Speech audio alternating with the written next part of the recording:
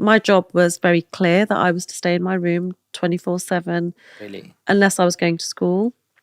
Well, so in this Unless household, you was really just not even, it was like you weren't part of the household. I wasn't part of the family.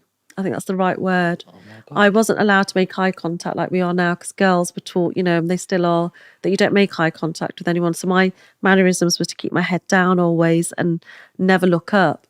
So I became non-verbal in respects to I would just grunt almost like, to say I understood if I was asked. But the words that they used were literally food, come, and clean. And that's all my mum used to shout from the bottom of the stairs. And if they called my name, it would be Boothany, which you might understand.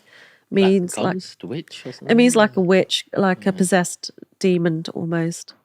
And that was my name. That's what I responded to. And that's what I believed I was to a certain degree Wow. because that's what I was told. How was it when there was family gatherings and people from outside of the house would come? Would you still treat it the same first of all? And if you was it normal to everybody else as well? Is that how Yeah, they were treating their daughters? bottom line was yes. My father's one of seven brothers.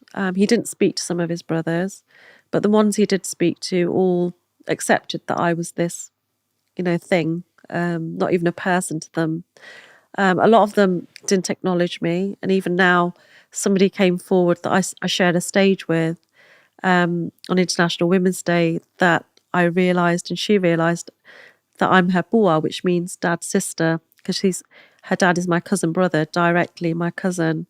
But she didn't know anything about me. And when she questioned her grandmother, who's my dad's sister, my bua, she said, "We don't talk about her. She does, we just don't discuss her."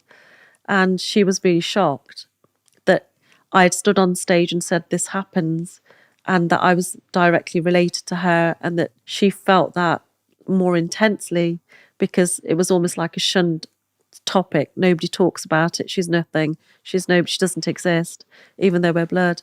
So when I was 6, my job, as I said, was basically to come out the room to cook and clean. I didn't question it.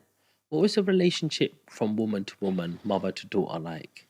Any connection, any differences that maybe she might have felt, a little bit of what you had felt, and maybe she had any sort of compassion at all? I used to think she was scared of my father. I used to feel that what could she do? What could she do? And I even remember saying to my daughter, we discussed death one day, and I said, actually, when Nani dies, which means your mum's mum, when Nani dies, she'll be free of all the pain she's had to deal with. Because I really felt she was put into a position until recently when I actually stopped making excuses and realised that she knew every step of the way what she was doing. And there were moments she could have showed me love or an ounce of care, but she chose also not to. She was always very angry with me. I don't know why, but she had this huge amount of anger for me and a huge amount of love for my brothers. And they were sort of complete opposites. Do you think it's something that she had to go through as well? Like in terms of maybe the whole family said it's because of you we've had this daughter and stuff like that, and maybe that's why she was angry at you? Most definitely they would have said that. My dad said it many a time in front of me that, you're the one who brought her here, so to speak. I told you to have an abortion because the pregnancy was different. He said it lots of times very openly. But my mum comes from a very loving family because her father went the little interaction I had with him was of a loving kind. He would hug you, he would hold you, he would, joke with you.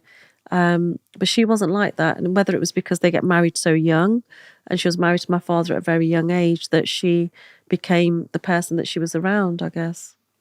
Oh, that's yeah, I'm sorry to hear that. So, but did things get better as you were getting older? No, my life literally went from just being the servant. I didn't think there was anything wrong with my life because I knew other girls had to do the food and the cleaning. I just didn't know they were allowed to sit on the sofa with their parents or that they were allowed to watch television. I wasn't allowed to do those things. So I started to realise a little bit that my parents are more strict. But you know what? The way our culture is, we just think that's the way it is as girls. We're not allowed. And that was the thing. We're not allowed. I'm not allowed.